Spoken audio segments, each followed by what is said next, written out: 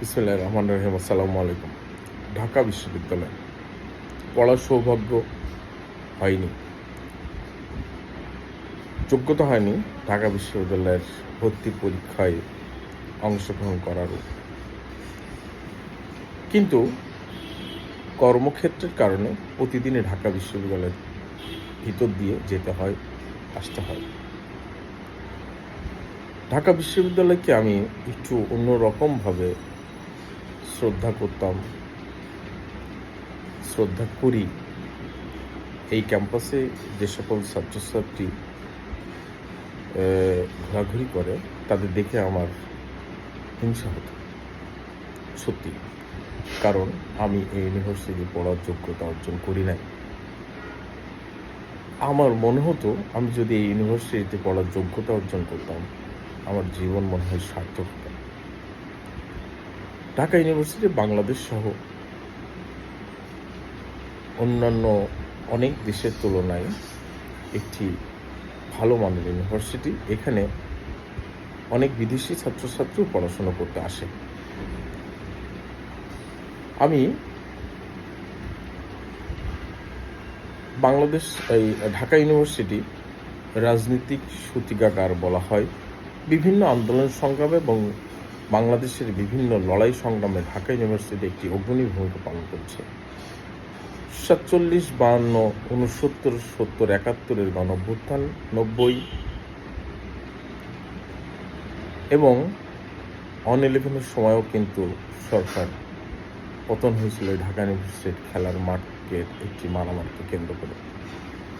আপনারা জানেন, সেই ঢাকা ইউনিভার্সিটিতে যখন একটি ছাত্রকে ঠান্ডা মাথায় খুন করা হয় এবং সেই খুনিরা বা সেই হত্যাকারীরা যখন ঢাকা ইউনিভার্সিটির মতো ইউনিভার্সিটির স্টুডেন্ট, শিক্ষার্থী, তাদের বিবেক হওয়া উচিত কত বড়, কারণ তারা ঢাকা ইউনিভার্সিটির স্টুডেন্ট। এবং আমি মনে করি ঢাকা ইউনিভার্সিটিতে যারা পড়ালেখা করে তারা কিন্তু উচ্চবিত্ত ঘরের সন্তান খুবই কম।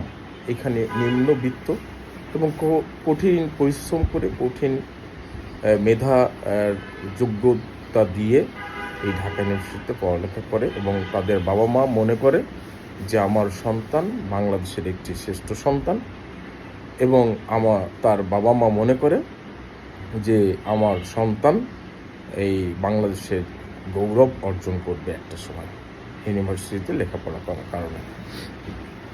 কিন্তু সেই ইউনিভার্সিটিতে যখন একটি ছাত্রকে ঠান্ডা মাথায় খুন করা হয়, তখন জাতির বিবেক কোথায় গিয়ে দাঁড়ালে একটি ছাত্রকে, একটি মানুষকে, একটি নিরীহ মানুষকে তারা খুন করতে পারে এভাবে?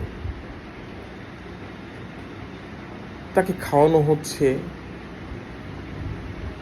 আমরা যদি ওই খুনের যে এলিমেন্টস, একজন হত্যাকারী তার সব কিছুই কিন্তু এখানে পাওয়া যায়, কারণ তারা খুব চিন্তা ভাবনা করে পরিকল্পিতভাবে এবং সিদ্ধান্ত নিয়ে তারা তাকে হত্যা করেছে, এবং এই হত্যার দায় এই ছেলেরা কখনো অস্বীকার করতে পারে না। আমি এই হত্যাকারীদের দৃষ্টান্তমূলক শাস্তি কামনা করি। পাশাপাশি আরও একটি বিশ্ববিদ্যালয়, যে বিশ্ববিদ্যালয়কে বলা হয় প্রাকৃতিক নৈসর্গর একটি বিশ্ববিদ্যালয়, সেটা হচ্ছে জাহাঙ্গীরনগর বিশ্ববিদ্যালয়। সেই জাহাঙ্গীরনগর ইউনিভার্সিটিতেও ঠিক একই দিনে আরও একটি হত্যাকাণ্ড হয়েছে। সাবেক ছাত্রলীগের এক নেতাকে ধরে নিয়ে এসে প্রক্টরের সামনে ছাত্ররা হত্যা করেছে। কি নিষ্ঠুর আমরা জাতিতে পরিণত হচ্ছি, একটু ভেবে দেখবেন কি?